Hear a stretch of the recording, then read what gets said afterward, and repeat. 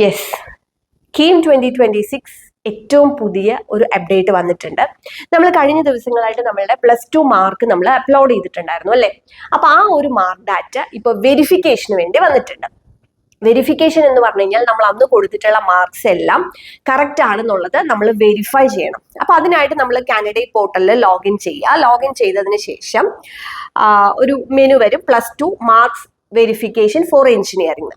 അതിൽ ക്ലിക്ക് ചെയ്തതിന് ശേഷം നമുക്ക് നമ്മുടെ ഡാറ്റാസ് എല്ലാം അതിനകത്ത് ഉണ്ടാവും. ഏത് ബോർഡ് ഓഫ് എക്സാം ആണ് എന്നുള്ള കാര്യങ്ങളൊക്കെ ഉണ്ടാവും. അതിനകത്ത് നമ്മളുടെ മാർക്സ് കാണിക്കും. അതായത് നമ്മൾ കൊടുത്തിട്ടുള്ള മാർക്ക്, നമ്മളാണ് മാർക്ക് ഡാറ്റ നമ്മൾ എൻ്റർ ചെയ്ത് അതെല്ലാം നമ്മൾ ചെയ്തതാണ്. ആ മാർക്സ് വരും. അത് കറക്റ്റ് ആണോ എന്നുള്ളത് നമ്മൾ വെരിഫൈ ചെയ്യാം. വെരിഫൈ ചെയ്തതിന് ശേഷം ആ ഡീറ്റെയിൽസ് എല്ലാം തന്നെ കറക്റ്റ് ആണെന്നുണ്ടെങ്കിൽ നോ ചേഞ്ച് എന്നുള്ള ബട്ടൺ ക്ലിക്ക് ചെയ്യണം. ഓക്കെ, നോ ചേഞ്ച് എന്നുള്ള ബട്ടൺ ക്ലിക്ക് ചെയ്യണം. അതിനുശേഷം finally verified and found correct എന്നുള്ള ഒരു ബട്ടൺ നമ്മൾ ക്ലിക്ക് ചെയ്യണം. അതോടുകൂടി നമ്മുടെ വെരിഫിക്കേഷൻ പ്രൊസീജിയർ കംപ്ലീറ്റ് ആവും. ഇനി ഇൻ കേസ് നമ്മൾ അവിടെ കാണുന്ന സ്ക്രീനിൽ കാണുന്ന മാർക്കിൽ എന്തെങ്കിലും ചേഞ്ചസ് ഉണ്ടെന്ന് വിചാരിക്കുക. അങ്ങനെയാണെങ്കിൽ ചേഞ്ച് റിക്വയർഡ് എന്ന് പറയുന്ന ഒരു ബട്ടൺ വരും. ആ ചേഞ്ച് റിക്വയർഡ് എന്നുള്ള ബട്ടൺ നമ്മൾ ക്ലിക്ക് ചെയ്തതിന് ശേഷം വെരിഫൈഡ് ആൻഡ് ഫൗണ്ട് മിസ്മാച്ച് എന്നുള്ള ഒരു ബട്ടൺ നമ്മൾ പ്രസ് ചെയ്യണം. വെരിഫൈഡ് ആൻഡ് ഫൗണ്ട് മിസ്മാച്ച് കൊടുത്തതിന് ശേഷം നമുക്ക് നമ്മുടെ ഒറിജിനൽ ആയിട്ടുള്ള മാർക്ക് ലിസ്റ്റ് നമ്മുടെ കയ്യിലുണ്ട്. അത് PDF ആയിട്ട് അപ്ലോഡ് ചെയ്യാം.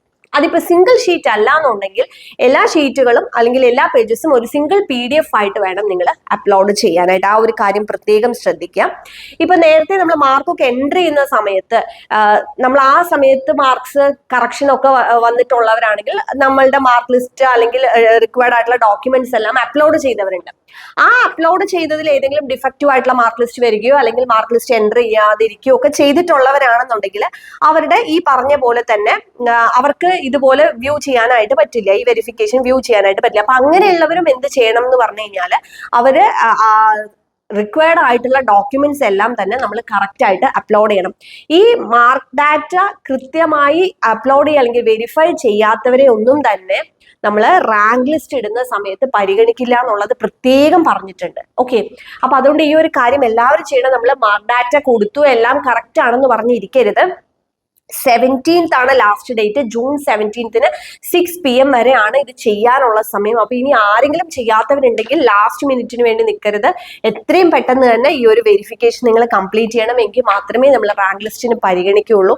അപ്പൊ ഇതുപോലുള്ള ഇമ്പോർട്ടന്റ് അപ്ഡേറ്റ്സ് എല്ലാം തന്നെ നമ്മൾ ഈ ഒരു ചാനലിലൂടെ പ്രൊവൈഡ് ചെയ്യുന്നതായിരിക്കും. നമ്മുടെ ചാനൽ ഇതുവരെ സബ്സ്ക്രൈബ് ചെയ്തിട്ടില്ലെങ്കിൽ സബ്സ്ക്രൈബ് ചെയ്യുക. താങ്ക്